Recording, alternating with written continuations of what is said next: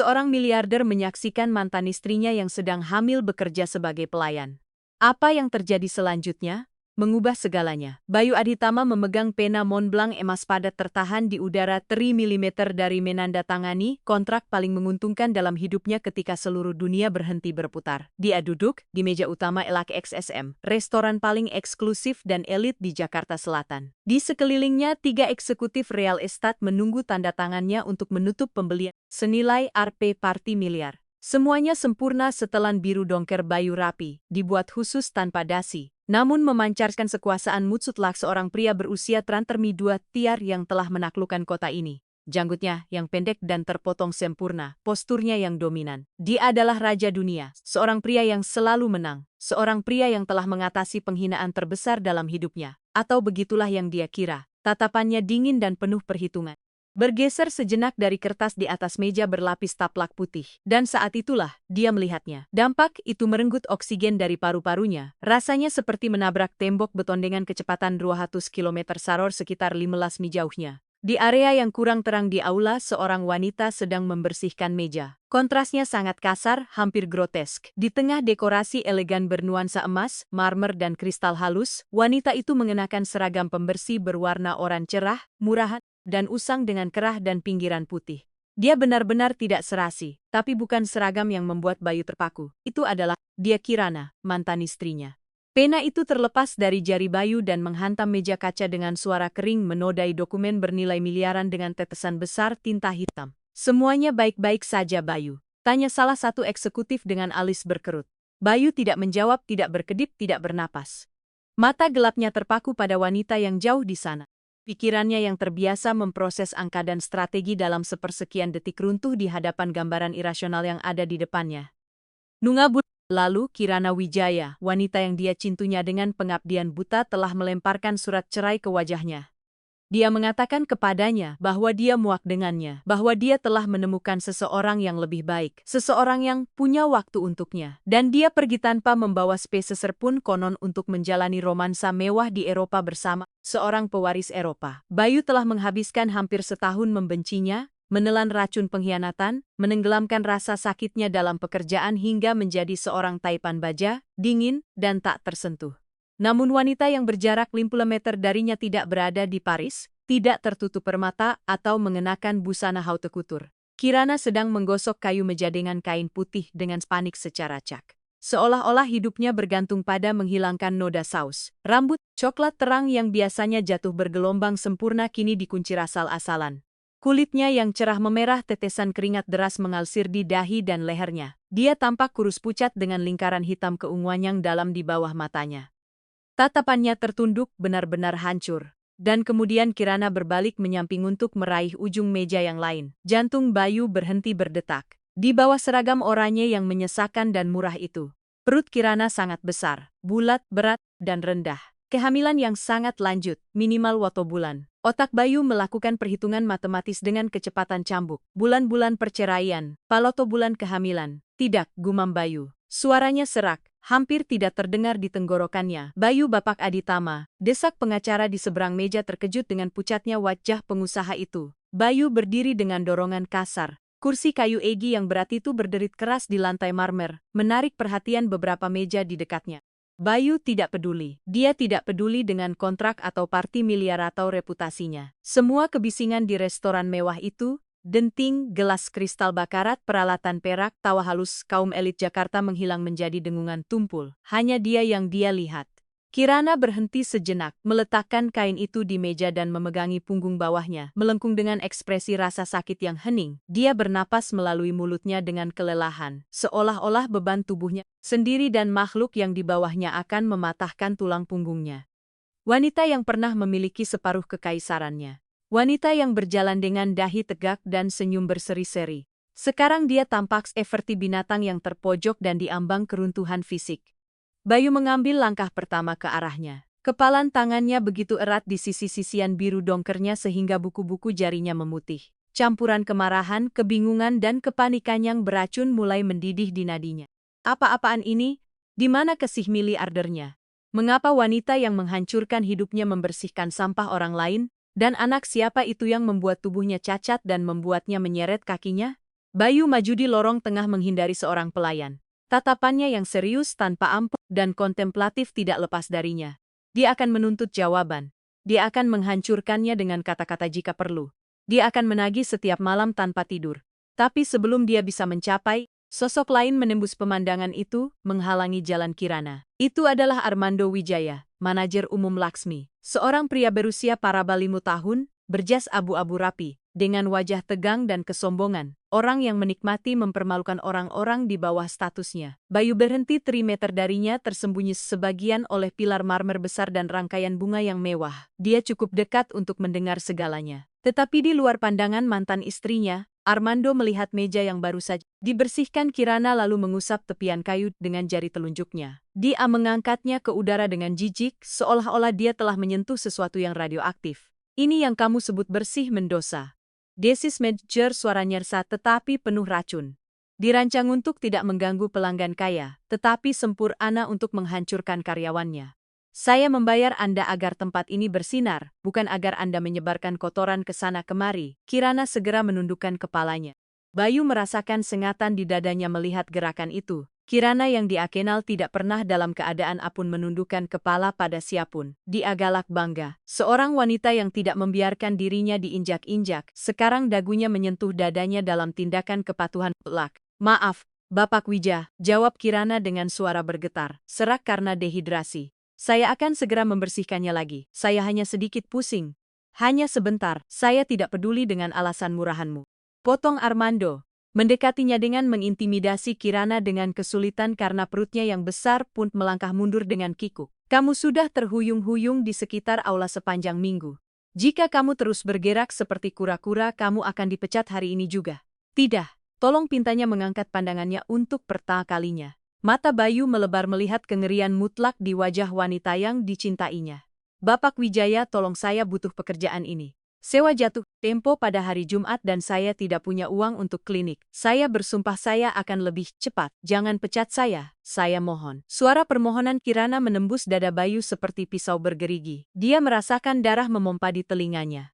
Kemarahan yang dia rasakan terhadapnya hanya 2 menit lalu bermutasi menjadi naluri gelap, primitif dan berbahaya. Dia ingin membunuh Armando Wijaya dengan tangannya sendiri. Benjolan yang kamu bawa itu bukan masalah saya. Mendosa, sembur Armando, menunjuk perut besar di bawah seragam oranye. Saya tidak peduli apakah kamu hamil. Tidak ada yang memaksamu untuk membuka kakimu. Kamu datang bekerja di sini. Jika kamu tidak bisa mengikuti ritmenya karena anakmu terlalu berat, pergilah mengemis di jalanan. Disitulah kamu berada. Kamu punya waktu 3 menit untuk membuat area ini bersih sempurna atau ambil barang-barangmu dan pergi. Mengerti? Kekejaman kata-kata itu bergema di area kecil. Setetes air mata yang tebal dan sunyi mengalir di pipi Kirana bercampur dengan keringat. Dia mengatupkan bibirnya, menahan tangis dan mengangguk panik. Ya Pak, mengerti, saya akan membuatnya bersih. Gumamnya mengambil kain itu dengan tangan yang gemetar, tak terkendali, dan mulai menggosok kayu dengan putus asa, membungkukkan tubuhnya dengan kesakitan yang jelas. Armando tersenyum puas, merapikan kerah jasnya berbalik untuk pergi. Tapi dia tidak pergi jauh. Sebuah tangan seukuran piring menutup di lehernya dari belakang. Mencengkeram, kain jas abu-abunya begitu kuat sehingga kancing kemejanya terancam pecah. Manajer itu tercekik dalam terengah-engah saat dia ditarik ke belakang dengan kasar. Dia menabrak wajah Bayu Aditama yang suram. Mata Bayu tidak lagi seperti pengusaha yang penuh perhitungan. Mereka seperti pemangsa sepersekian detik dari menghancurkan mangsanya. Kamu punya masalah dengannya. Sampah geram Bayu, suaranya bergema dalam bariton dalam mematikan cukup keras sehingga gumaman meja-meja terdekat segera mereda.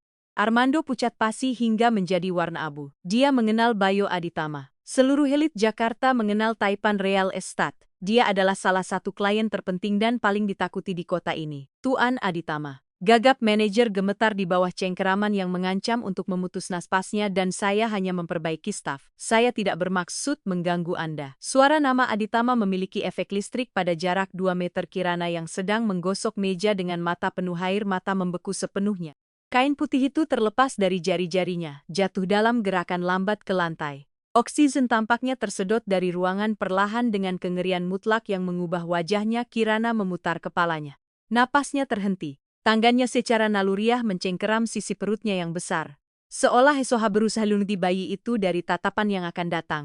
Bayu melepaskan Armando dengan dorongan brutal menyebabkan manajer itu tersandung dan jatuh berlutut di marmer.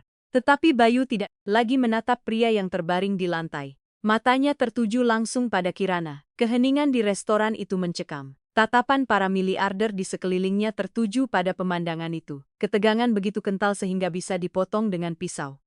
Bayu mandangnya dari atas ke bawah, seragam yang memalukan, lingkaran ti hitam, kepanikan di mata koklatnya, dan akhirnya perut besar usia lalato bulan itu. Kiranami mundur selangkah, menabrak nampan berisi gelas kosong yang ditinggalkan seorang pelayan di dekatnya. Nampan itu jatuh ke lantai, suara pecahan kaca menjadi ribuan keping memecah. Keheningan seperti tembakan. Tetapi tidak satu pun dari mereka yang tergerak. Mereka berhadapan, miliarder yang dikhianati dan mantan istri yang hancur. Bayu, bisik Kirana dengan bibir bergetar tak terkendali. Mundur selangkah lagi ingin menghilang melarikan diri mati, sebelum dia mengajuk satu-satunya pertanyaan yang dia bersumpah tidak akan pernah menjawab. Bayu mengambil satu langkah ke arahnya, menginjak pecahan kaca yang pecah dengan sepatu italinya. Matanya terbakar karena kesakitan dan kemarahan Bulan Kirana. Suara Bayu rendah serak dan bergema dalam keheningan mutlak.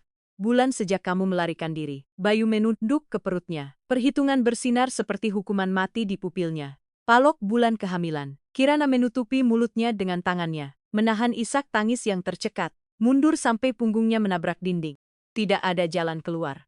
Tembok yang telah dia bangun untuk melindunginya dari kebenaran baru saja runtuh di depan matanya. Keheningan di Laksmi mutlak, tebal, hampir mencekik. Puluhan pengunjung miliarder yang terbiasa mengeluh jika anggur tidak pada suhu yang tepat, kini menahan napas. Tidak ada yang bergerak di lantai marmer. Armando, manajer yang ditakuti, masih berlutut mengusap lehernya yang memerah lumpuh oleh kekerasan tertahan yang terpancar dari setelan biru dongker Bayu Aditama. Tetapi Bayu tidak melihat orang lain. Seluruh dunia telah menyusut menjadi wanita yang terpojok di dinding Kirana. Kirananya atau wanita yang pernah menjadi miliknya.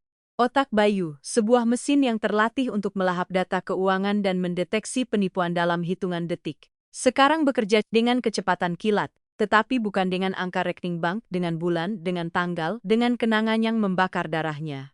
Seloro Bulan tepat sejak sore hujan itu ketika dia melemparkan cincin kawin ke atas meja dapur granit di rumah mewahnya. Salona Bulan, sejak dia menatapnya dengan jijik yang membekukan, mengklaim dia tidak cukup bahwa dia telah menemukan pria sejati, seorang pengusaha Eropa yang akan memberinya dunia yang Bayu tolak karena selalu bekerja. Bulan, sejak dia menghilang tanpa jejak, memblokir panggilannya, menghapus dirinya dari peta. Dan sekarang di depannya sebuah perut yang berteriak kebenaran anatomis yang setidak dapat disembunyikan. Salona Bulan, pertemuan tatapan itu menghancurkan Bayu, mencari di mata koklat Kirana wanita dingin dan penuh perhitungan yang telah meninggalkannya. Tetapi dia tidak menemukannya di sana. Dia hanya melihat binatang yang terluka, ketakutan, tangan kurus dan kasar Kirana yang sebelumnya selalu dihiasi manikur sempurna dan berlian. Kini merah, pecah-pecah karena bahan kimia pembersih dan mencengkeram perutnya yang besar dengan kekuatan pelindung naluriah. Polta Bulan, suara Bayu bukan teriakan. Itu adalah bisikan serak yang syarat dengan racun yang melumpuhkan Kirana. Kamu hamil, Palta Bulan. Kirana menelan ludah, kepanikan menekan dadanya, memutus napasnya. Matanya terisi air mata yang menolak untuk jatuh. Dia tahu Bayu brilian. Dia tahu dia tidak akan butuh lebih dari 5 detik untuk melakukan perhitungan. Jika dia pergi 5 bulan lalu dan bayinya berusia Paltan Bulan, konsepsi terjadi tepat pada minggu-minggu sebelum perceraian. Minggu-minggu ketika mereka masih berbagi tempat tidur yang sama.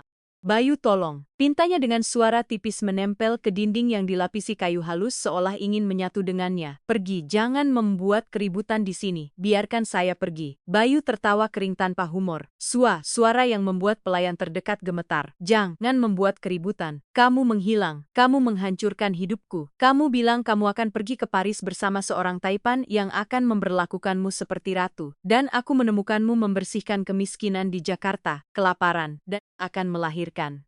Bayu melangkah maju, memperpendek jarak. Sosoknya yang menjulang menutupi Kirana dengan bayangannya. Bau koloninya yang mahal, kayu dan rempah-rempah menghantam Kirana, menggali 1000 kenangan yang menghantamnya seperti palu di perut. Matematika tak cocok Kirana. Bayu meninggikan suaranya untuk pertama kalinya. Raungan yang bergema di langit-langit ganda restoran. Bulan, sejak saya melihat Anda, Palok Bulan kehamilan. Siapa ayahnya? Pertanyaan itu melayang di udara seperti hukuman mati. Armando dari lantai mencoba campur tangan. Takut kehilangan pekerjaannya atau prestise tempat itu. Itu Tuan Aditama. Jika karyawan itu mengganggunya, keamanan dapat mengeluarkannya melalui pintu servis segera. Bayu bahkan tidak menatapnya. Dia memutar kepalanya hanya milimeter. Mata gelapnya memancarkan kemarahan mematikan. Jika kamu membuka mulut lagi untuk memanggilnya karyawan atau mencoba menyentuhnya, aku bersumpah demi Tuhan, aku akan membeli restoran ini hari ini hanya untuk menikmati menghancurkannya denganmu di dalamnya. Diam dan jangan bergerak. Armando pucat pasi dan meringkuk menutup mulutnya rapat-rapat. Kirana memanfaatkan detik gangguan itu. Naluri bertahan hidup atau lebih tepatnya naluri melindungi rahasia yang telah merenggut segalanya darinya menguasainya. Dia tidak bisa membiarkannya mengajukan pertanyaan. Dia tidak bisa membiarkannya menyelidiki. Jika Bayu mengetahui kebenarannya, orang-orang yang mengancamnya akan mengejarnya, menjebloskannya ke penjara, atau lebih buruk lagi. Dengan gerakan cepat didorong oleh adrenalin murni, Kirana dengan kikuk mendorong sebuah kursi ke lorong, menghalangi jalan Bayu, dan berlari atau setidaknya mencoba berlari dengan beban bola tubulan kehamilan di tubuh yang kekurangan gizi. Lebih seperti tersandung putus asa, dia berbalik dari tumit karetnya yang usang dan meluncur menuju pintu dapur yang berayun. Kirana, geram Bayu keterkejutan, membekukannya sesaat sebelum tangkapannya yang panjang bereaksi. Dia mendorong pintu dapur logam dengan kedua tangannya. Panas dari oven, bau lemak daging yang dibakar, dan teriakan koki menyelimutinya. Dia masuk seperti badai oranye tersandung di antara para koki menjatuhkan nampang sayuran bersih. Hati-hati Kirana, teriak seorang asisten koki menghindarinya dengan susah payah. Minggir, raungan yang mengikutinya. Pintu berayun terbuka lagi dengan kekerasan, membentur dinding. Bayu Aditama memasuki dapur mengabaikan aturan kebersihan, mengabaikan kekacauan yang ditinggalkannya. Setelan desainernya tidak cocok di neraka baja tahan karat dan lemak ini, tetapi dia maju seperti tank perang. Kirana melihat ke belakang dari atas bahunya.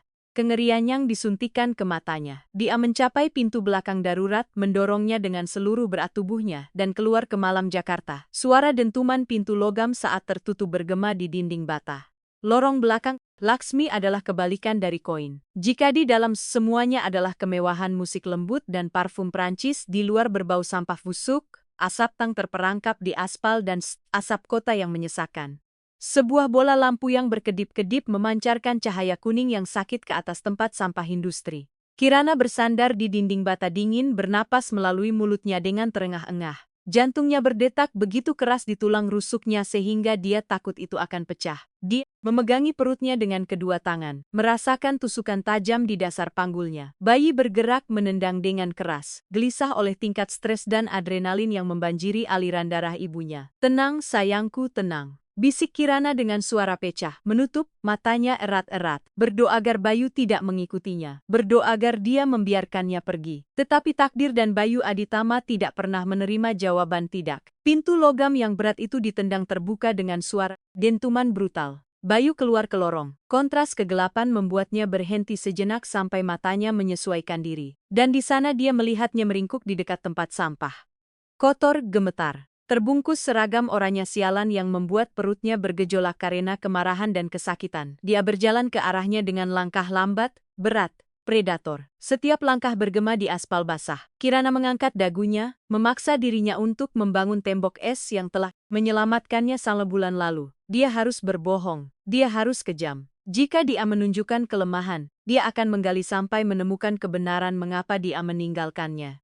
"Pergi Bayu," teriak Kirana sebelum dia berjarak 2 meter. "Aku tidak ingin melihatmu, tinggalkan aku sendiri." Bayu berhenti, hanya beberapa inci darinya. Dia begitu tinggi sehingga memaksanya untuk melihat ke atas. Wajahnya tegang, urat di lehernya ditandai oleh kemarahan tertahan. Tidak ada sedikit pun dari pria yang jatuh cinta dan lembut yang biasa menyiapkan sarapannya di hari Minggu. Di depannya adalah hiu jalanan Jakarta. "Aku tidak akan pergi kemanapun Kirana, sampai kamu memberitahuku apa artinya ini." Bayu menunjuk perut wanita itu dengan gerakan kasar. "Jelaskan padaku, karena penghitungku bisa lebih baik dalam menjumlahkan omong kosong ini. Kamu pergi mengatakan, kamu membenciku bahwa kamu memiliki seorang taipan yang menunggumu. Kamu pergi tanpa meminta tunjangan, tanpa mengambil spacer pun, konon untuk tinggal di Eropa. Dan, langono bulan kemudian aku menemukanmu menyapu kemiskinan di sebuah restoran di kotaku. kelaparan dan akan melahirkan. Kirana mengepalkan tinjunya. Kukunya menancap di telapak tangannya. Bukan urusanmu. Hidupku bukan lagi milikmu. Tentu saja milikku. Geram Bayu memukul dinding bata di sebelah kepala Kirana dengan kepalan tangannya yang tertutup. Dampak itu menyebabkan potongan-potongan kecil plester berjatuhan. Kirana melompat ketakutan tetapi tidak mengalihkan pandangannya. Lihat aku di mati Rana. Katakan padaku kebenarannya. Apakah anak itu milikku? Pertanyaan itu meledak di lorong. Keheningan yang mengikuti hanya terganggu oleh napas mereka yang terengah-engah dan dengungan listrik lampu yang rusak. Bayu menunduk ke perutnya, napasnya menjadi kacau, campuran harapan yang mengerikan dan kemarahan yang menghancurkan melintas di wajahnya. Jika bayi itu miliknya, jika anaknya sendiri telah membersihkan meja, kelaparan, menyeret dirinya di lantai, sementara dia menutup kesepakatan jutaan dolar sambil bersulang dengan sampahnya. Rasa bersalah akan menghancurkannya. Kirana melihat kerentanan di matanya. Dia melihat bagaimana baju besi pengusaha retak sejenak. Itu menghancurkan hatinya. Dia ingin memeluknya. Dia ingin menangis di dadanya, menodai jasnya yang mahal, dan mengatakan bahwa dia mencintainya, bahwa dia tidak pernah berhenti mencintainya, bahwa dia menjual semua barang berharganya untuk membayar para pemeras yang mengancam akan membuat bukti untuk menjebloskannya ke penjara federal. Dia ingin mengatakan bahwa anaknya adalah miliknya, tetapi para preman itu jelas. Jika dia mengetahuinya, tidak hanya dia akan dipenjara, dia akan dibunuh di penjara. Kamu pergi dan menghilang dan jika kamu berbicara, sang bajingan tidak akan lahir. Kirana menelan gumpalan air mata, mengeraskan rahangnya, dan mengeluarkan kekuatan dari keputusasaan. Wajahnya berubah, mengadopsi topeng kesombongan yang dipaksakan, dingin dan kosong. Jangan bermimpi Bayu, katanya. Meludah kata-kata itu dengan jijik yang membakar tenggorokannya. Anak itu bukan milikmu, dia milik dia, pria yang kamu tinggalkan. Bayu merasakan ember air es, dituangkan di tengkuknya. Rasa sakit fisik mesembusnya, otot-ototnya menegang sampai sakit. Dari dia, Bayu tertawa ironis, serak penuh ketidakpercayaan dan kebencian milik miliarder Eropa. Dan di mana dia? Mengapa istri seorang Taipan membersihkan sampah Armando Wijaya dengan mengenakan warna oranye? Di mana kemewahanmu, Kirana? Kirana mengalihkan pandangannya, tidak dapat menahan kebohongan di depan matanya yang menusuk. Dia melihat ke arah sampah. Dia meninggalkanku. Dia melontarkan kebohongan itu sekaligus. Suaranya bergetar, tetapi tetap mempertahankan karakternya. Itu kesalahan. Aku bodoh. Sangat bodoh ketika aku mengatakan kepadanya bahwa aku hamil. Dia membatalkan kartuku dan meninggalkanku terkapar. Aku harus kembali ke Jakarta. Aku harus mencari pekerjaan apa saja agar tidak kelaparan. Bayu memproses setiap kata. Matanya memindai wajah Kirana seperti pendeteksi kebohongan. Dia mengamati bibirnya yang pecah karena dehidrasi. Dia mengamati postur bahunya yang membungkuk. Dia mengamati rasa malu di wajahnya. Jadi itu saja. Gumam Bayu mundur setengah langkah seolah hanya kekatannya yang mengkontaminasinya. Kamu menggantikanku dengan fantasi. Kamu pergi berguling-guling dengan orang bodoh demi uang dan ketika dia meninggalkanmu dengan masalah di perut, kamu akhirnya menyapu kemiskinan. Karma adalah pelacur yang kejam, bukan Kirana. Kata-kata Bayu seperti tusukan belati susung ke jantung. Kirana merasakan dirinya tercekat, tetapi dia mengangguk perlahan, menerima hukuman, menerima kebencian di mata pria yang ia korbankan hidupnya. Ya Bayu, bisiknya. Setetes air mata pengkhianat akhirnya lolos dan mengalir di pipinya yang kotor. Aku bodoh. Kamu benar. Kamu sudah melihat betapa sengsaranya aku. Kamu sudah membalas dendammu. Sekarang tolong pergilah. Biarkan aku terus bekerja agar aku bisa membeli popok untuk anakku. Bayu menatapnya sejenak. Kebencian itu jelas. Ya, tetapi kecerdasan Bayu Aditama tidak padam karena kemarahan. Ada sesuatu dalam suara Kiranas. Ada sesuatu dalam cara dia mengatupkan giginya. Dalam cara tubuhnya gemetar bukan karena ketakutan tetapi karena rasa sakit fisik. Potongan-potongan itu tidak pas. Cuan, wanita yang tertarik dan kejam yang dia gambarkan tidak akan meminta maaf dengan matanya sambil meludah racun dengan mulutnya. Tetapi kebanggaan adalah monster yang buta. Bayu menegakkan posturnya, merapikan kerah jasnya dengan gerakan penuh perhitungan, kembali mengenakan baju besi baja yang tak tergoyahkan. Wajahnya menjadi topeng datar mematikan. Aku kasihan padamu Kirana, katanya. Suaranya dingin seperti es. Aku harap gaji minimummu cukup untuk harga dirimu. Tanpa berkata apa-apa Alagai Bayu Aditama berbalik dan berjalan kembali ke pintu belakang restoran. Dia membukanya dengan kuat, masuk ke dapur. Dan membiarkan logam itu tertutup di belakangnya, meninggalkan Kirana sendirian dalam kegelapan lorong. Begitu dia menghilang, lutut Kirana lemas. Dia ambruk ke aspal kotor, memegang perutnya dengan kuat dan menangis dengan pilu tangisan tanpa suara, merobek mencekik dalam rasa sakitnya sendiri di tengah sampah. Dia telah menyelamatkan Bayu sekali lagi. Tetapi di dalam Bayu tidak berjalan menuju pintu keluar. Dia berjalan langsung ke mejanya. Dia mengambil ponselnya dan mengetik nomor, instingnya terbakar seperti alarm yang memekakan telinga. Versi Kirana sempurna, terlalu sempurna untuk menjadi nyata. Dia akan mencari tahu kebenarannya apapun risikonya.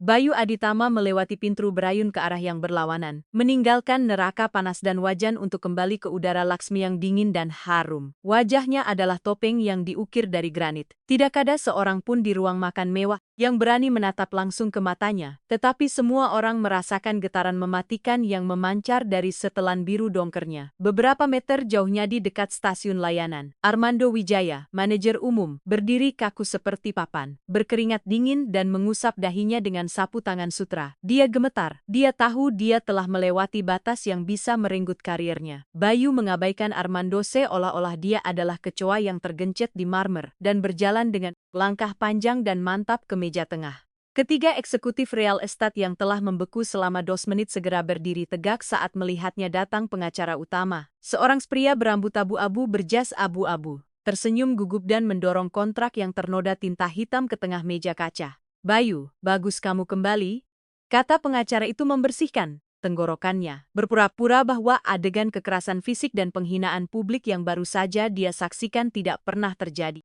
Saya kira itu kesalahpahaman dengan staf. Mari kita lanjutkan. Ini pena Anda. Hanya tanda tangan Anda yang tersisa untuk menutup akuisisi Laksmi seharga sepertimut miliar yang disepakati. Bayu berdiri di depan kursi kayu iji. Dia tidak mengambil pena Montblanc emas padat, dia bahkan tidak menunduk melihat kertas itu. Matanya gelap dan bergejolak menyapu langit-langit mewah restoran lampu kristal, dinding mahoni, dan akhirnya tertuju pada pintu servis tempat Kirana melarikan DP. Gambaran itu tidak membiarkannya bernapas. Mantan istrinya, wanita angkuh yang menuntut mawar dari rumah kaca setiap hari Jumat bersembunyi di antara sampah sebuah lorong.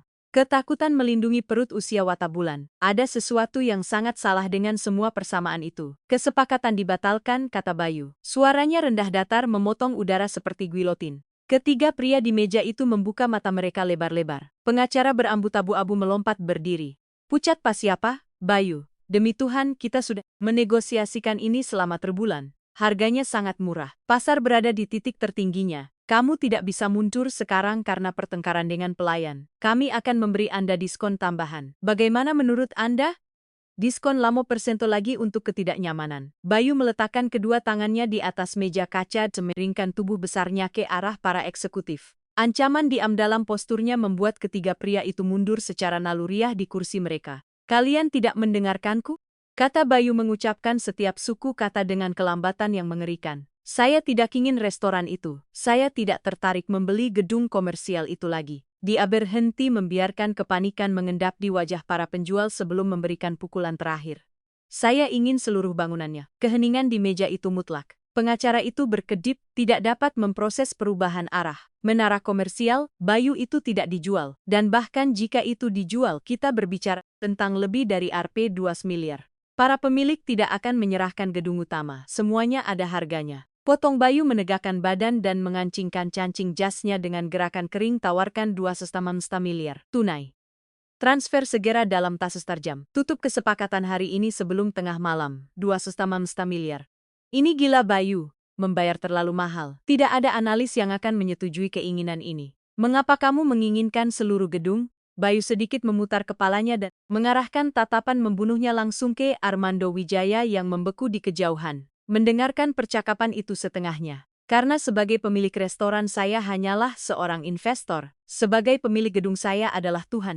Di sebidang tanah ini Bayu meninggikan suaranya cukup untuk didengar manajer. Dan perintah ilahi pertama saya adalah Laksmi, memiliki pemilik baru. Kontrak baru akan dibuat dan klausul pertama yang tidak dapat dinegosiasikan adalah pemecatan segera Armando Wijaya tanpa pesangon, tanpa surat rekomendasi. Dan jika dia berani menuntut, saya akan menggunakan seluruh firma hukum saya untuk memastikan dia tidak pernah mendapatkan pekerjaan lagi. Bahkan sebagai pembersih toilet di pom bensin. Apakah saya sudah jelas? Pengacara itu menelan ludah, mengangguk panik, ketakutan oleh demonstrasi kekuasaan murni dan gila yang baru saja ditampilkan Bayu. Saya jelas Bayu. Saya akan segera membuat tawaran. Bayu berbalik dan berjalan menuju pintu keluar utama restoran. Saat dia bergerak di antara meja seja, dia mengeluarkan ponselnya dan memutar nomor satu-satunya yang penting baginya saat itu. Bukan asistennya atau bankirnya, itu adalah Rojas, kepala keamanannya dan penyelidik swasta. Seorang mantan militer yang berspesialisasi dalam intelijen yang dapat menemukan hantu di dasar laut jika dibayar cukup. Rojas, jawabnya pada nada dering kedua. Pak Aditama. Rojas, hentikan apapun yang sedang Anda lakukan. Saya perlu Anda mengerahkan semua orang Anda sekarang juga. Perintah Bayu mendorong pintu kaca restoran yang berat dan keluar ke malam Jakarta yang hangat. Saya ingin laporan lengkap tentang Kirana Wijaya, mantan istri saya Pak. Saya piklasah itu ditutup semanggota bulan lalu ketika dia pergi ke Paris. Dia tidak pernah sampai di Pasis Rojas. Saya baru saja melihatnya. Dia di sini di Jakarta Selatan. Dia bekerja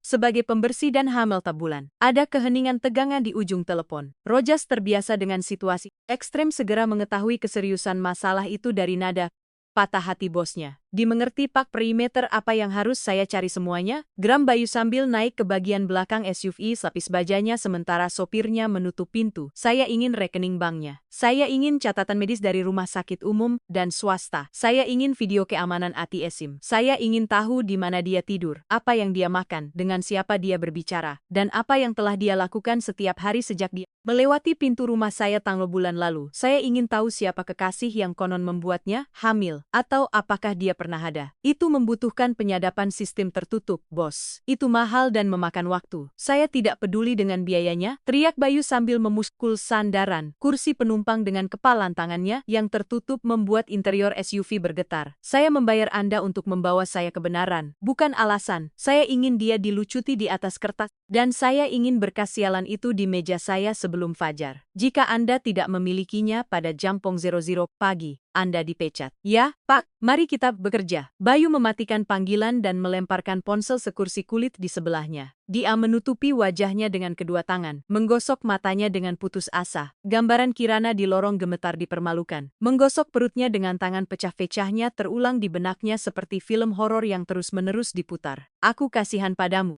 katanya. Bayu mengatupkan giginya sampai rahangnya sakit. Jika bayi itu milik miliarder bodoh itu, dia sendiri yang akan memastikan mereka berdua tenggelam.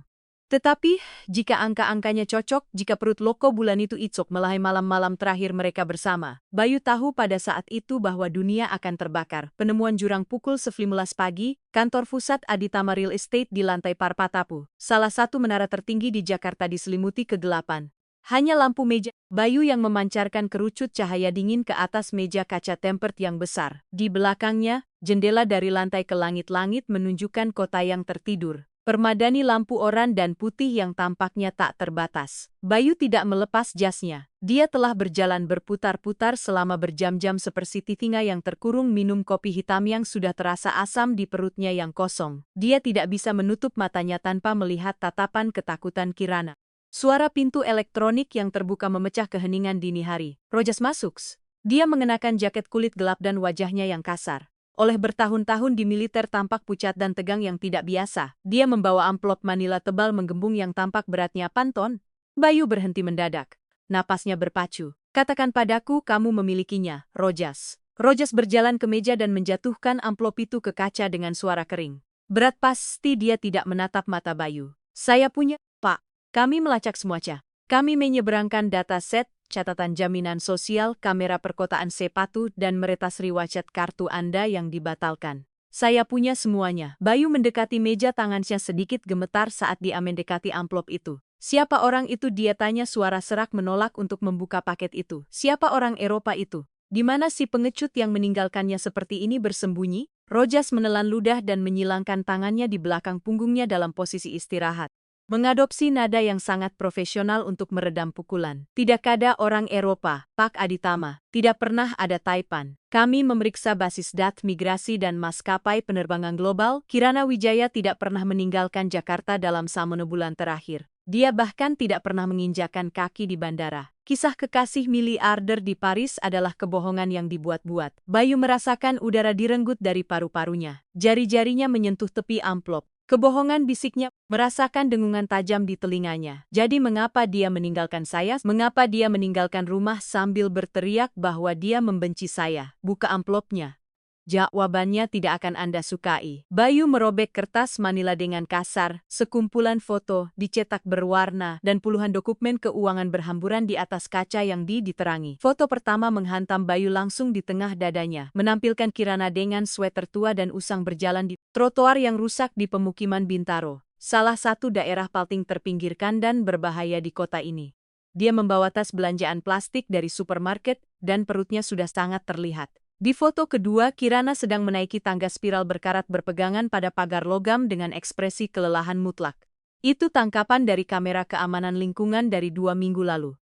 Jelas Rojas menunjuk gambar itu. Itu adalah kediamannya saat ini. Dia tinggal di kamar loteng Seng de Semen Dulala M Kuadrat Rai. Kamar mandinya berbagi dengan 4 penghuni lainnya. Dia membayar sewa Andi Numasto per 4 bulan. Ya Tuhan, seru Bayu melangkah mundur memegangi dadanya seolah-olah dia terkena peluru. Itu istriku, dia pemilik semua ini.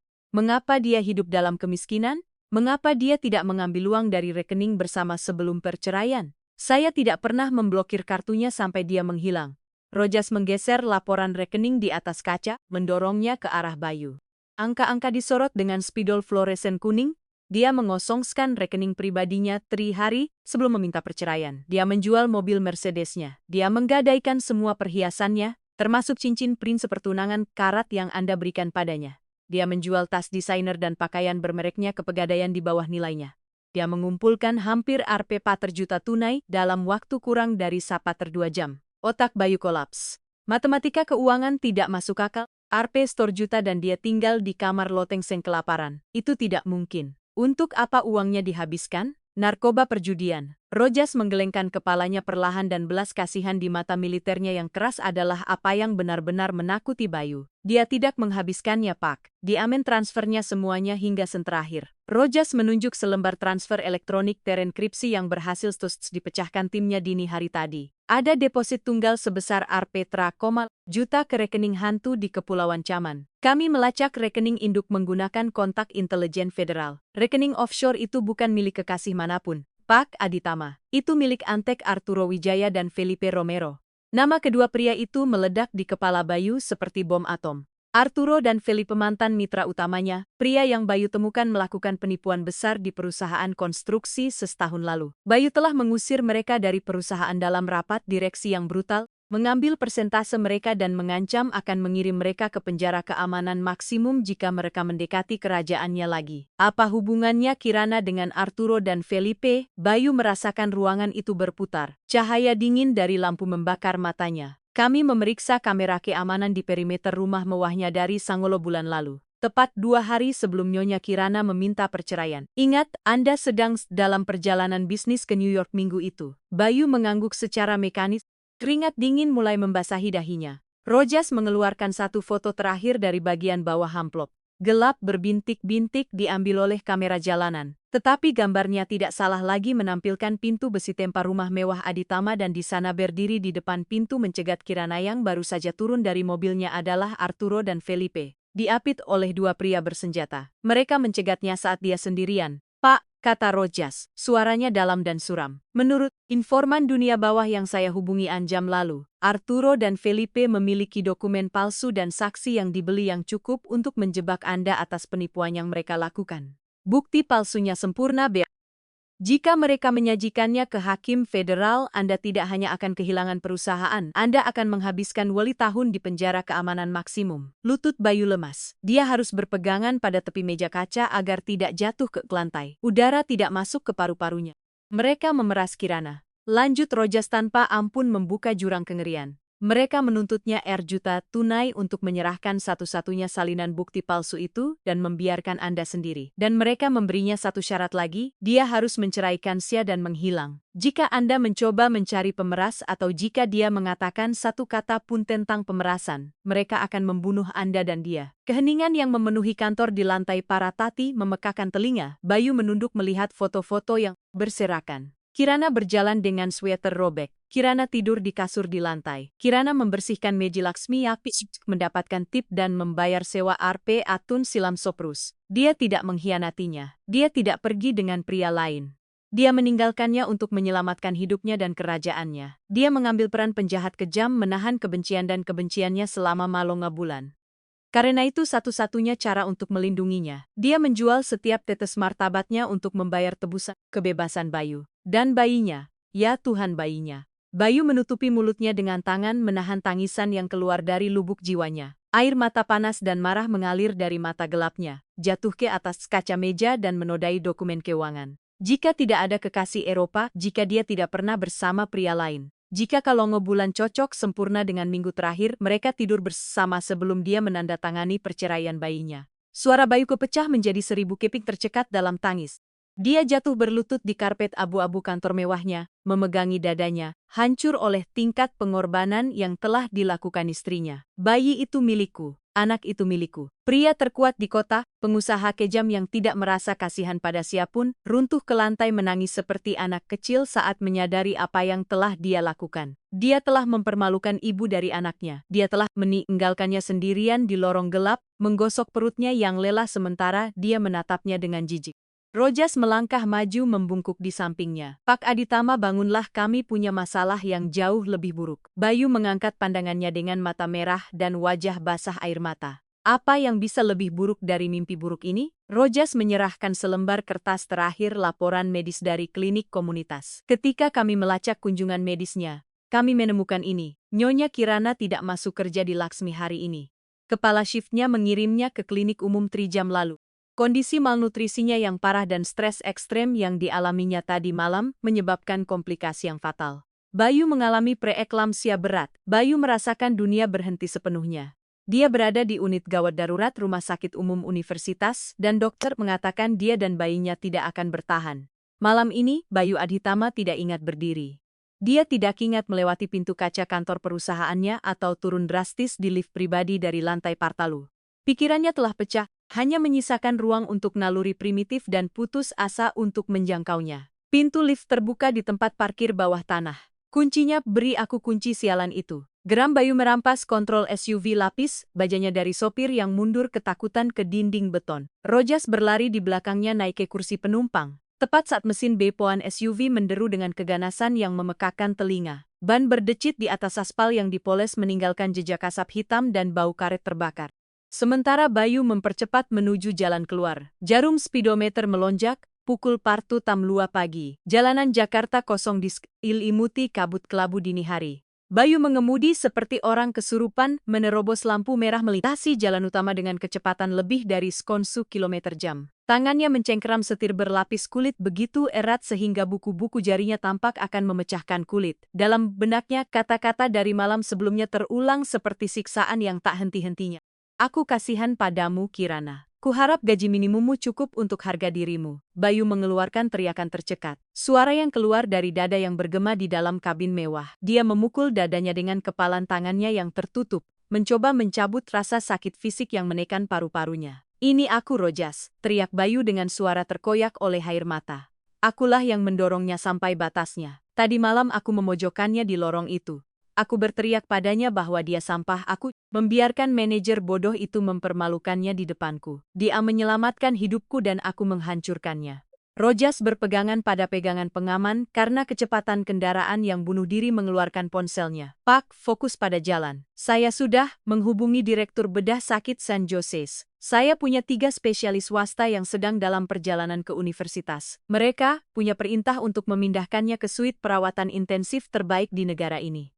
Begitu kita tiba, uang tidak akan menjadi masalah. Saya tidak peduli dengan uangnya. Geram Bayu dengan mata merah, air mata mengaburkan pandangannya. Jika dia mati, Rojas, jika anakku tidak lahir, aku akan membakar seluruh kota dimulai dari diriku sendiri. Di kejauhan, lampu darurat Rumah Sakit Umum Universitas memotong kegelapan. Itu adalah gedung besar, abu-abu, lapuk oleh waktu dan kurangnya anggaran, tempat yang penuh dengan rasa sakit dan kekurangan. Kebalikan persis dari dunia marmer dan emas tempat Bayu hidup. Sementara istrinya yang hamil membersihkan meja untuk bertahan hidup. Bayu mengerem SUV dengan tiba-tiba, menyerbu jalur ambulans dan turun sebelum mesinnya mati total. Dia berlari ke pintu gawat darurat. Dampak realitas di dalam rumah sakit seperti terkena pukulan pemukul baseball di perut. Ruang tunggu adalah kekacauan yang mencekik, puluhan orang tertidur di kursi plastik keras. Wanita menangis di sudut-sudut. Bau desinfektan murahan bercampur dengan keringat dan penyakit. Lampu neon berkedip-kedip memancarkan nada kematian di dinding yang memudar. Bayu melintasi ruangan, mendorong orang-orang tanpa memperhatikan. Sosoknya yang menjulang dalam setelan desainer biru dongker kini kusut dan tanpa dasi, sangat tidak serasi dengan kemiskinan tempat itu. Dia sampai di meja resepsionis, kaca anti peluru yang kotor di belakangnya, seorang perawat yang kelelahan mengetik di komputer tua. Kirana Wijaya tuntut basuh sambil memukul kaca dengan telapak tangannya yang terbuka. Di mana dia? Dia masuk 3 jam yang lalu. Perawat itu mengangkat pandangannya dengan kesal.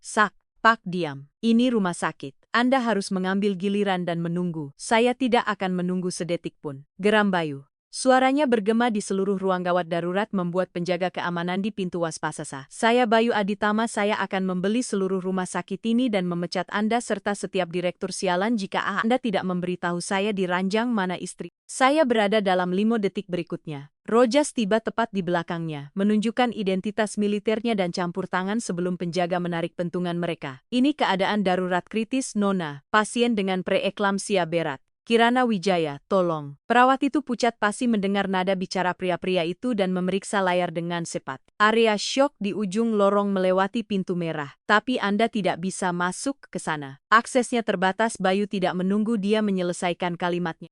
Dia berlari ke pintu ganda merah, mendorongnya dengan kedua lengan. Stria syok adalah neraka pergerakan, mesin berbunyi panik. Perawat berlarian dengan kantong infus, dokter meneriakkan perintah, dan di sana di ranjang nomor arehanya, dipisahkan oleh tirai kain kotor. Dia menemukannya. Dunia Bayu berhenti, oksigen meninggalkan ruangan. Kirana terbaring di atas sprei putih, pucat seperti marmer. Bibirnya dulu penuh dan merah muda kini berwarna biru dan pecah-pecah. Dia memiliki tabung oksigen di hidungnya dan 3 jalur intravena yang tertancap di lengan kurus dan memar. Seragam orangnya pembersih yang menjijikkan telah dipotong dengan gunting untuk memasang monitor memperlihatkan perutnya yang besar usia watabulan. Tetapi apa yang benar-benar menghancurkan jiwa Bayu bukanlah tabung atau mesin. Tetapi melihat tangannya, tangan Kirana tergeletak lemas di samping seranjang. Tertutup luka-luka dan luka bakar kimia karena menggunakan pemutih industri tanpa sarung tangan pelindung. Pria yang mengendalikan nasib keuangan setengah negara itu berlutut di samping ranjang logam murah. Sayangku, bisik Bayu. Suaranya pecah, tercekat dalam tangisnya sendiri. Kirana, Tuhan yang Maha Esa, apa yang mereka lakukan padamu? Apa yang kubiarkan mereka lakukan padamu? Dia mengambil salah satu tangan yang terluka itu, membawanya ke bibirnya dan mencium setiap bekas luka, setiap luka bakar, membasahi kulitnya dengan air mata yang membanjiri. Maafkan aku. Maafkan aku. Hidupku. Tolong jangan tinggalkan aku. Aku mohon jangan tinggalkan aku. Alarm monitor jantung di atas ranjang mulai berbunyi dengan irama yang tajam, cepat dan menakutkan. Garis hijau naik turun secara tidak teratur. Pak, Anda harus keluar dari sini sekarang. Teriak seorang perawat mencoba menjauhkan Bayu dari tandu. Saya tidak akan melepaskannya. Geram Bayu mencengkeram tangan istrinya. Seolah-olah itu adalah pelampung di tengah lautan. Seorang dokter muda dengan jas yang kusut, lingkaran hitam yang dalam, dan wajah yang mengeras oleh ribuan pertempuran yang kalah di gawat darurat menerobos tirai. Itu adalah Dokter Pratama, kepala jaga. Bersihkan area itu. Siapkan 100 mg intravena. Tekanannya sudah 1,1 Abi. Perintah dokter memeriksa layar monitor sebelum menancapkan matanya yang marah ke Bayu. Siapa Anda dan apa yang Anda lakukan di area syok saya? Keamanan, keluarkan dia dari sini. Rojas mencegat penjaga di pintu masuk tirai, membentuk tembok tak tertembus dengan tubuhnya. Bayu perlahan berdiri tanpa melepaskan tangan Kirana. Mata gelapnya dibanjiri air, mata mencerminkan keganasan singa yang terluka. Saya Bayu Aditama. Dia istri saya dan bayinya ada di dalam kandungannya. Dokter Pratama berhenti mendadak, melihat jas ribuan dolar Bayu, melihat jam tangannya dari Swiss, lalu melihat pas yang kurus, kotor, dan ngancur mengenakan seragam petugas kebersihan yang murah. Kemarahan melintas di wajah dokter itu seperti kilat. Suami. Dokter itu tertawa pahit dan menghina, melangkah maju ke arah Bayu hingga hanya beberapa inci dari wajahnya. Dia tidak peduli dengan uang atau aura kekuasaan Taipan itu. Di ruang gawat daruratnya, dia adalah otoritas tertinggi. Di mana Anda selama walta bulan terakhir, Tuan Aditama? Pukulan pertanyaan itu menghantam Bayu tepat di wajah. Dia ingin menjawab, ingin menjelaskan penipuan, pemerasan mitra bisnisnya, kebanggaan sialan yang membutakannya. Tetapi kata-kata itu mati di tenggorokannya. Semuanya terdengar seperti alasan kosong di depan tubuh istrinya yang sekarat. Saya bodoh. Bayu berhasil artikulasi dengan suara patah karena penyesalan mutlak. Saya buta tapi saya di sini sekarang. Saya punya tisu spesialis terbaik dari Rumah Sakit San Jose menunggu di luar. Saya menuntut N. Pratama menggelengkan kepalanya, ekspresinya menjadi suram hampir celaka. Simpan dompet Anda, Tuan Pratama. Anda tidak bisa memindahkannya kemanapun. Jika saya memindahkannya dari ranjang ini, jika saya menaikkannya ke ambulans atau helikopter, istri Anda akan mengalami serangan jantung sebelum mencapai tempat parkir dan bayi itu akan mati lemas dalam beberapa menit. Anda tinggal di sini. Bayu merasakan darahnya membeku di nadinya. Kepanikan, mentah dan mencekik melumpuhkannya sepenuhnya. Apa yang dia alami? Bisik Bayu kengerian mengubah wajahnya. Beritahu saya persis apa yang dia alami dan bagaimana saya mengasasinya. Dokter Pratama mengambil map aluminium abu-abu di kaki ranjang dan melemparkannya ke dada Bayu. Bayu menangkapnya secara naluriah, baca sendiri. Karena Anda tampaknya punya jawaban untuk semuanya. Sembur dokter itu sambil merapikan masker oksigen Kirana. Bukan hanya preeklamsia Aditama, istri Anda meninggal karena kelelahan kronis dan malnutrisi parah.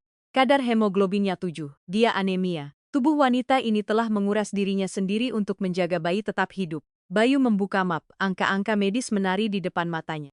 Tetapi catatan di pinggir oleh para medis yang membawanya dari restoran adalah belati langsung ke jantungnya. Pasien ditemukan tidak sadarkan diri. Jam kerja paloh-palas jam sehari berdiri. Asupan kalori minimal dalam beberapa bulan terakhir. Stres pasca trauma parah. Saya memeriksa barang-barangnya mencari kontak darurat. Dokter melanjutkan menunjuk tas kain murah dan usang di sudut ruangan. Dia tidak punya uang untuk membeli sebotol air, Tuan Aditama. Tetapi dia punya bukti pegadaiannya. Dia telah menggadaikan segalanya untuk membayar konsultasi klinik lingkungan. Memastikan bayi itu menerima vitamin yang tidak dia konsumsi. Bayu berjalan tertatih-tatih ke kursi plastik, mengambil tas kain tua Kirana dan membukanya dengan tangan gemetar. Di dalamnya tidak ada makeup designer atau kartu emas. Ada sweater yang ditambal wadah makanan kosong, sisis nasi putih, 3 tanda terima gadai kusut, dan dalam amplop pelindung plastik dirawat dengan sempurna. Berbeda dengan barang-barangnya yang lain. USG hitam putih. Bayu mengeluarkan gambar itu. Itu adalah profil yang sempurna, hidung kecil, dahi, keajaiban hidup yang menerobos neraka yang telah dia alami sendirian. Di tepi bawah dengan tulisan kursif Kirana ada kalimat yang ditulis dengan tinta biru agar ayahmu aman cintaku. Tangis Bayu pecah tak terkendali menghancurkan fasad pria tangguh yang tersisa. Dia jatuh keranjang, memeluk perut Kirana yang menggembung, menodai spray putih dengan air mata siksaannya. Bangunlah, tolong Kirana, bangunlah. Teriak Bayu mengelus wajah dingin istrinya. Aku sudah tahu segalanya. Aku tahu apa yang kamu lakukan untukku. Aku tahu kamu menjual hidupmu untuk menyelamatkanku dari bajingan terkutuk itu. Jangan mati demi Tuhan, jangan tinggalkan aku dengan kerajaan kosong ini tanpamu. Dokter Pratama memperhatikannya. Kemarahan perlahan memudar di hadapan kekejaman rasa sakit taipan itu. Memahami bahwa cerita di balik tragedi itu jauh lebih gelap daripada sekadar ditinggalkan. Pak Aditama, kata dokter itu. Suaranya merendah mengambil urgensi klinis, dan dingin tekanan darah tidak turun. Ginjal Kirana mulai gagal karena preeklamsia. Bayu mengangkat wajahnya dengan mata bengkak. Apa artinya itu? Dokter itu melihat monitor lalu melihat perut Kirana. Artinya tubuh istrimu tidak dapat lagi menahan kehamilan. Stres ekstrem yang dia alami tadi malam adalah pemicu terakhir. Plasenta terlepas. Suara tajam dan terus-menerus dari monitor janin mulai terdengar di ruangan kecil itu, memenuhi ruang dengan peringatan kematian yang akan segera terjadi. Detak jantung bayi menurun drastis. Skode merah di ruangan 4. Teriak dokter Pratama ke lorong. Suaranya memotong udara dengan otoritas kepanikan yang terkendali. Siapkan ruang operasi 2. Panggil neonatologi segera. Pintu berayun meledak. 4 perawat berlari masuk membuka kunci rem tanduk Kirana. Kemana kalian membawanya? Bayu menghalangi jalan, ketakutan menolak melepaskan tangannya ke ruang operasi. Aditama, teriak dokter itu, mendorongnya ke samping. Kita harus mengeluarkan bayi itu dalam 5 menit ke depan atau keduanya akan mati di ranjang ini. Cepat dorong. Bayu berlari di samping tandu melalui lorong panjang yang diterangi lampu neon putih. Roda berdecit di lantai linoleum. Kirana masih tidak sadarkan diri. Kepalanya bergoyang mengikuti gerakan. Napasnya dangkal dan tidak teratur. Aku mencintaimu. Aku mencintaimu dengan segenap hidupku. Bertahanlah cintaku, bisiknya di telinganya berlari di sampingnya sampai mereka mencapai pintu operasi yang berat. Sampai di sini, Pak Aditama. Seorang penjaga keamanan yang kokoh menutup jalannya dengan kedua lengan. Pintu ganda itu tertutup rapat melalui kaca kecil pintu.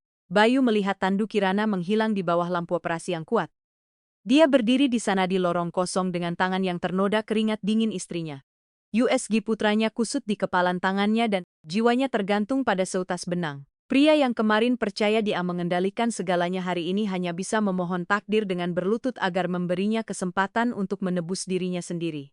Lorong di luar ruang operasi adalah terowongan tanpa akhir dari cahaya putih, dingin, dan steril. Bayu Aditama, pria yang membuat rapat direksi paling kejam di negeri ini gemetar. Duduk di lantai linoleum dengan punggung bersandar di dinding menatap tangannya sendiri. Mereka ternoda darah Kirana. Jam yang tergantung di atas pintu ganda itu menunjukkan pukul rimputo saplesahapto pagi. Dia telah mengalami panjang 15 menit siksaan murni. Setiap detik lampu merah operasi yang menyala, dia merasakan seperti dongkrak hidrolik meremuk tulang rusuknya. Rojas berdiri dengan stoik beberapa meter darinya, menjaga penjagaan menolak panggilan mendesak dari perusahaan.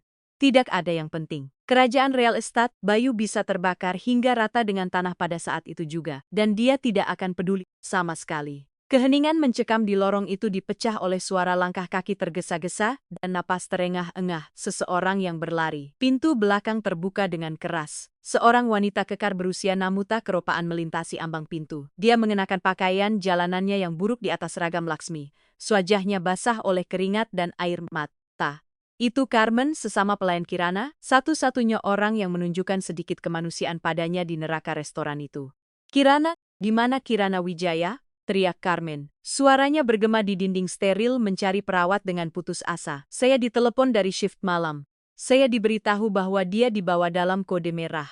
Rojas melangkah maju untuk mencegatnya demi protokol keamanan. Tetapi Bayu mengangkat tang metar dari lantai, menyuruhnya tanpa suara untuk membiarkannya lewat. Bayu mengenali wanita itu. Dia telah melihatnya sekilas tadi malam, menatap ngeri dari dapur saat Armando mempermalukan mantan istrinya. Carmen berhenti mendadak saat melihat Taipan tergeletak di lantai rumah sakit. Tatapannya beralih dari keterkejutan mutlak ke kebencian yang membara, dalam dan visceral.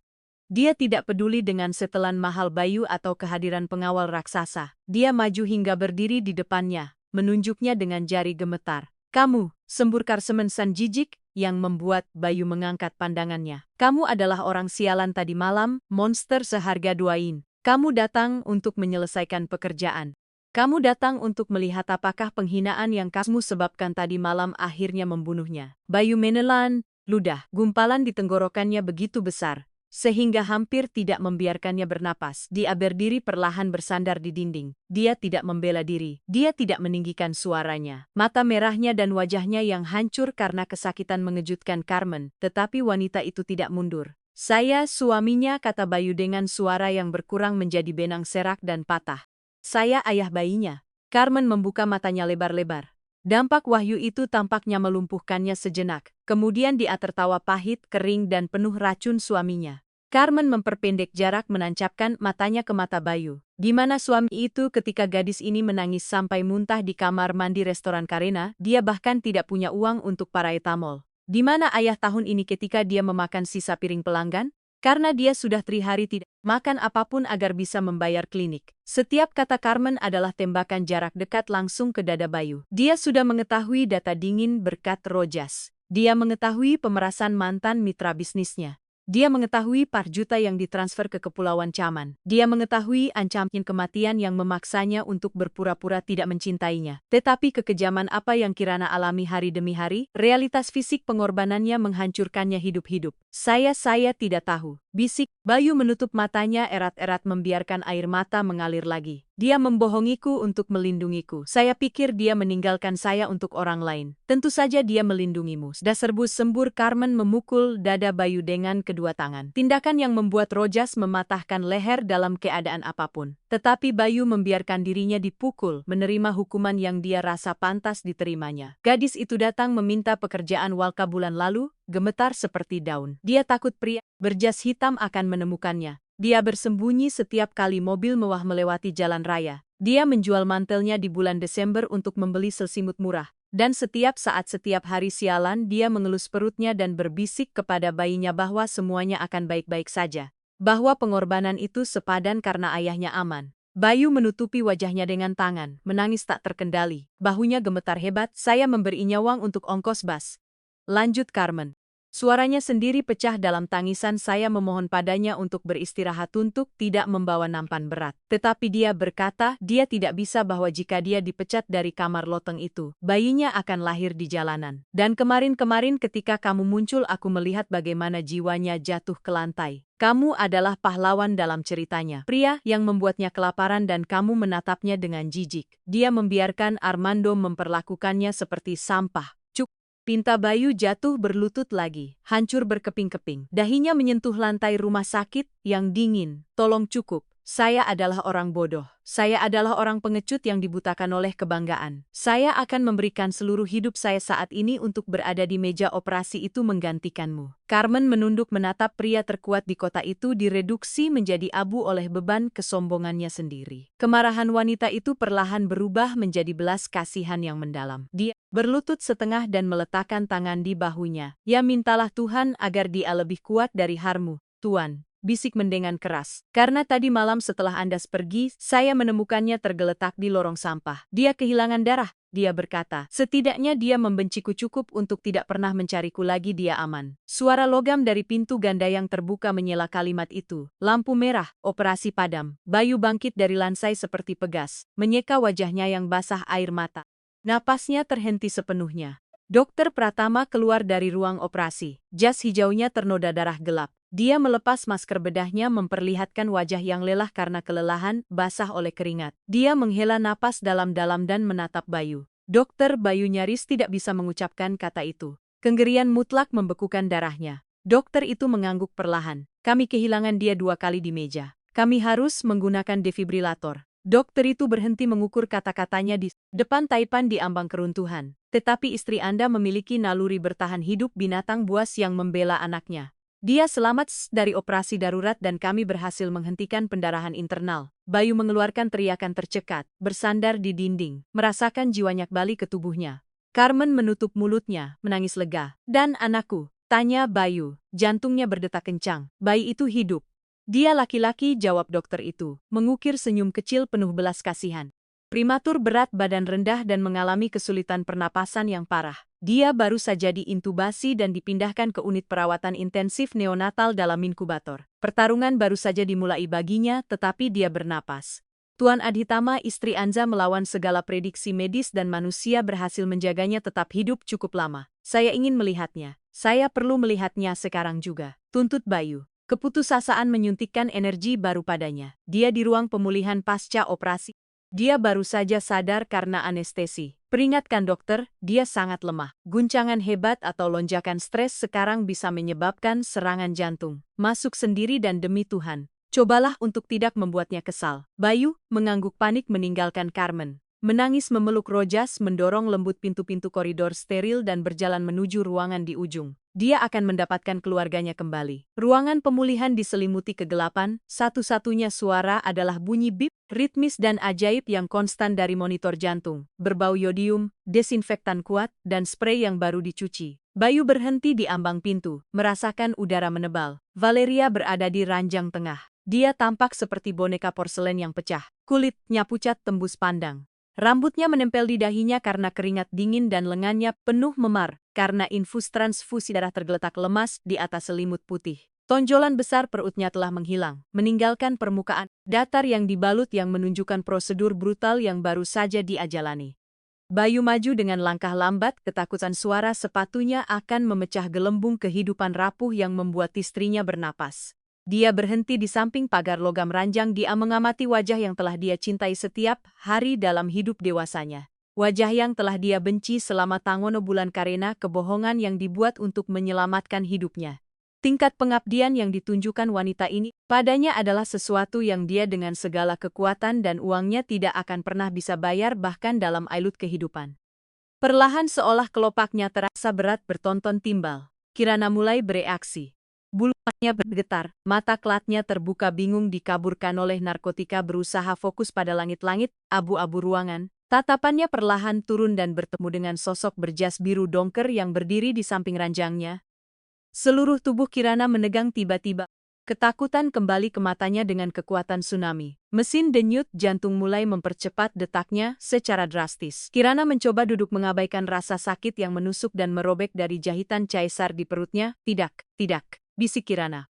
Suaranya terdengar seperti amplas mengangkat tangan yang lemah untuk mendorong dada Bayu. Bayu, pergi, pergi dari sini. Tenang, sayangku. Tenang, jangan bergerak. Bayu memegangi bahunya dengan kelembutan ekstrem dengan lembut, memaksanya untuk bersandar kembali ke bantal. Kamu tidak mengerti? Isak Kirana bernapas terengah-engah. Air mata kepanikan murni mengalir di pipinya yang pucat. Mereka akan melihatmu jika mereka tahu kusam bermaku. Jika mereka curiga kamu menemukan sesuatu, mereka akan menjebloskanmu ke penjara. Mereka punya bukti Bayu. Mereka akan menghancurkanmu. Mereka akan membunuhmu. Tolong pergi, anggap saja aku tidak ada. Benci aku tapi pergilah. Tingkat pengorbanan itu menghancurkannya. Bahkan sekarang baru saja dioperasi hampir mati. Nalurinya, satu-satunya pikirannya adalah melindunginya. Taipan Real Estate, pria yang tidak pernah menundukkan pandangannya pada siapapun di negeri ini, jatuh berlutut dengan berat di lantai ruangan. Suara benturan bergema di 4 dinding. Bayu menggenggam tangannya yang bersih dan besar dengan tangan istrinya yang kecil, pecah-pecah dan memar. Dia berpegangan padanya dan menyandarkan dahinya ke pagar logam ranjang, menyerah sepenuhnya. Sudah, selesai Kirana, kata Bayu mengangkat wajahnya yang basah air mata, suaranya tegas, tetapi syarat dengan pengabdian mutlak. Neraka sudah berakhir, aku tahu segalanya. Kirana menghentikan pergulatannya. Monitor jantung tiba-tiba menstabilkan iramanya seolah-olah jantungnya melompat 1 denyut. Apa, gagapnya tidak percaya. Aku tahu segalanya, ulang Bayu, meremas tangannya dan mencium buku-buku jarinya yang memar. Aku tahu nama-namanya, Arturo Del Valle, Felipe Romero. Aku tahu tentang rekening di Kepulauan Caman. Dan aku tahu tentang preman yang mencegatmu di pintu rumah mewah. Aku tahu kamu menjual cincinmu, pakaianmu, seluruh duniamu untuk membayar tebusan kebebasanku. Aku tahu kamu meninggalkanku mengetahui bahwa aku akan membencimu hanya untuk menyelamatkan hidupku. Dampak kata-kata Bayu merusak dinding perlawanan terakhir Kirana, topeng dingin yang telah dia kenakan selama panglobulan siksaan dan penghinaan runtuh sepenuhnya. Tangisan primitif yang syarat dengan rasa sakit, kesepian, dan kelegaan lolos dari tenggorokannya. Aku sangat takut Bayu. Tangis Kirana meremas tangan suaminya dengan sekuat tenaga. Setiap hari aku pikir mereka akan menyakitimu. Ketika kamu meneriakiku tadi malam di lorong, aku pikir aku telah kehilanganmu selamanya. Kamu tidak pernah kehilangan aku. Bayu bangkit dari lantai, duduk di tepi ranjang dan dengan hati-hati melingkari bahu Kirana, menariknya ke dadanya. Dia memeluknya seolah-olah dia adalah kristal paling rapuh di alam semesta. Aku tidak pernah berhenti mencintaimu, bahkan sedetik pun, bahkan ketika kebanggaan membutakanku. Maafkan aku karena meragukanmu. Maafkan aku karena tidak melihat bahwa cinta dalam hidupku mengorbankan dirinya untukku. Maafkan aku karena membiarkanmu jatuh ke dalam kemiskinan ini. Kirana menenggelamkan wajahnya ke kemeja Bayu yang ternoda dan kusut, menghirup aloproma familiar koloninya. Merasa aman untuk pertama kalinya dalam hampir setahun. Mereka menangis bersama saling berpegangan di tengah ruangan rumah sakit yang suram itu, memurnikan racun perpisahan. Setelah beberapa menit, Kirana sedikit menjauh dengan mata yang dipenuhi kepanikan. Tiba-tiba tangannya secara naluriah terbang ke perutnya yang datar, bayinya terengah-engah dia ketakutan. Bayu bayiku, jangan bilang aku kehilangannya, dia hidup. Bayu tersenyum padanya melalui air mata, mengelus rambut istrinya yang berkeringat, menatapnya dengan kekaguman terbesar yang bisa diucapkan seorang pria. Anak kita hidup, cintaku. Dia pejuang seperti ibunya. Dia berada di inkubator untuk pulih, tetapi dia hidup dan aman. Kirana menutup matanya dan membiarkan kepalanya jatuh ke bantal, menghela napas legayang, mengeluarkan semua udara dari paru-parunya. Anak kita, gumamnya dengan senyum lelah menghiasi wajahnya yang kurus. Bayu menatapnya dalam diam selama beberapa detik. Cinta dan rasa bersalah berputar di dalam dirinya, tetapi dengan cepat digantikan oleh energi yang berbeda, lebih gelap, lebih dingin. Pria-pria yang melakukan ini padanya pengecut yang memaksanya membersihkan sampah hamil waktu bulan di bawah ancaman kematian akan membayar dengan darah. Ini bukan lagi tentang bisnis perusahaan. Ini adalah perang pribadi. Dan Bayu Aditama akan menggunakan seluruh kekuatannya untuk menghapusnya dari muka bumi. Kamu akan istirahat sekarang, bisik Bayu mencium dahinya. Kamu akan menjadi kuat untuk anak kita. Aku bersumpah demi hidupku sendiri bahwa tidak ada seorang pun di dunia terkutuk ini yang akan menyentuhmu lagi. Ketakutan berakhir hari ini. Kirana membuka matanya memperhatikan kilatan mematikan di pupil, dia mengenal Bayu. Dia tahu bahwa manusia baja itu akan segera menunjukkan kekuatan sejatinya. Bayu, apa yang akan kamu lakukan? Bayu berdiri merapikan jasnya yang rusak, mengadopsi postur yang memproyeksikan kekuatan yang tak tergoyahkan, gelap dan mematikan. Arturo dan Felipe, pikir mereka merampok kerajaanku dengan memeras istriku, jawab Bayu. Suaranya bergema di ruangan kosong seperti hukuman mati. Aku akan menunjukkan kepada mereka apa yang terjadi ketika kamu membangkitkan pemilik neraka yang sebenarnya. Mulai hari ini aku yang membuat aturan dan aku tidak akan meninggalkan mereka bahkan abu kebangkitan binatang buas itu. Bayu Adhitama keluar dari ruangan pemulihan dengan wajah yang berubah. Kerentanan dan air mata dari beberapa menit terakhir telah menguap digantikan oleh ketenangan bedah. Langkah kakinya bergema di lorong seperti pukulan palu. Rojas yang menunggunya di luar segera berdiri tegak saat merasakan aura kematian yang memancar dari bosnya. Rojas, kata Bayu tanpa berhenti. Aku ingin orang-orang dari tim penyerang siap. Kita tidak lagi mengumpulkan informasi. Kita sedang mengeksekusi. Tuan Arturo dan Felipe sedang dalam pertemuan pribadi di klub industrial merayakan penutupan kuartal. Lapor Rojas mengikuti langkah cepat Taipan itu. Mereka pikir Anda masih tenggelam di kantor Anda atau di restoran mewah Anda. Mereka tidak tahu bahwa kita menemukan Nyonya Kirana.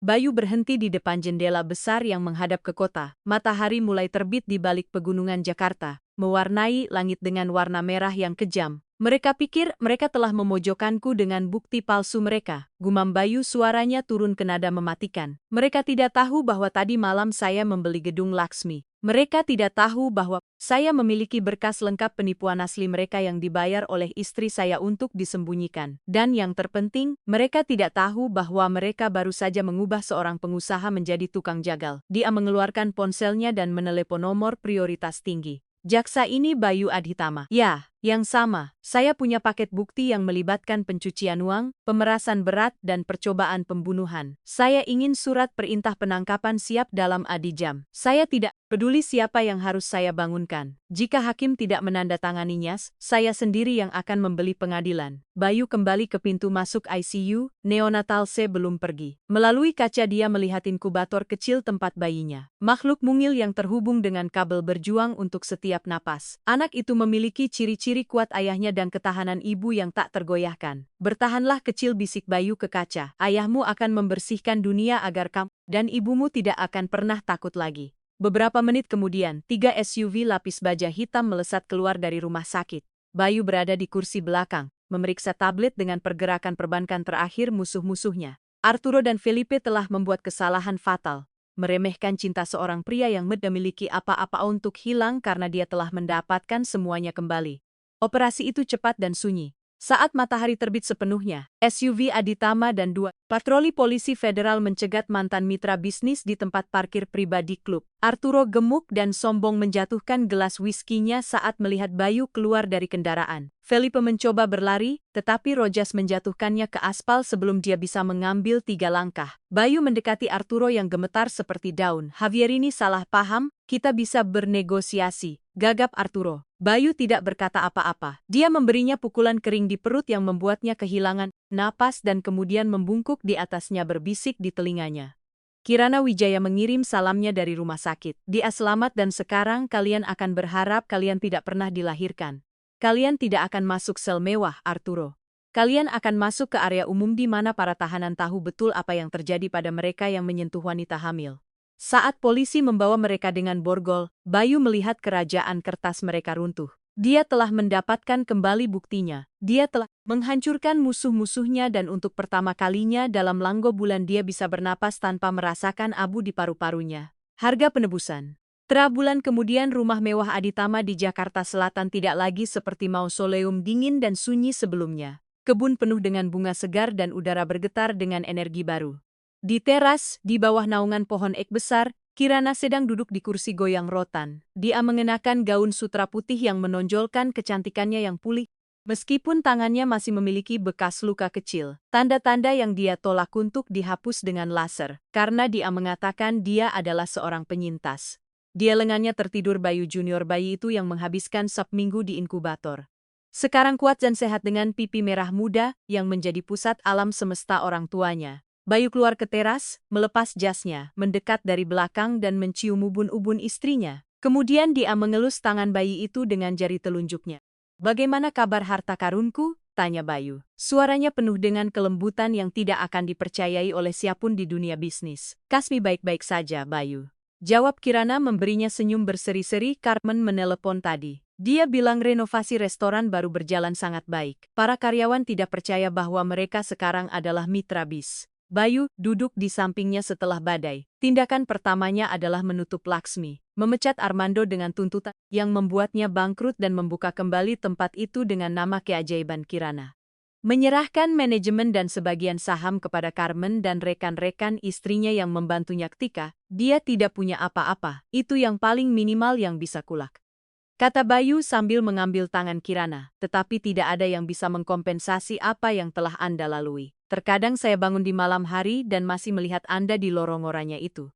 Kirana meletakkan tangan di pipinya, menghentikan kata-katanya. Seragam orangnya itu tertinggal di masa lalu. Bayu, itulah harga yang kuaya ragar hari ini. Kita berada di sini, jangan melihatnya sebagai penghinaan, lihatlah sebagai baju besi kita. Itu mengajariku bahwa aku lebih kuat dari yang kukira. Dan itu mengajariku bahwa kamu sepadan dengan setiap tetes keringat.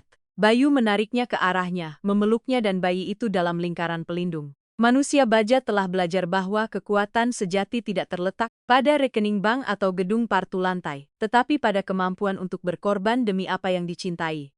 Aku berjanji, bisik Bayu menatap cakrawala kota yang pernah ingin dia taklukkan dan yang sekarang hanya dia tinggali dengan damai, bahwa sisa hidupku akan untuk melayani kamu dan putra kita. Kamu tidak akan pernah sendirian lagi, tidak akan pernah ada rahasia lagi. Kirana menyandarkan kepalanya di bahu suaminya. Matahari sore memandikan pemandangan itu dengan cahaya keimasan. Kisah yang dimulai dengan perceraian palsu, pengkhianatan yang dibuat-buat, dan seragam pembersih yang memalukan berakhir di sana dengan kemenangan cinta atas ambisi.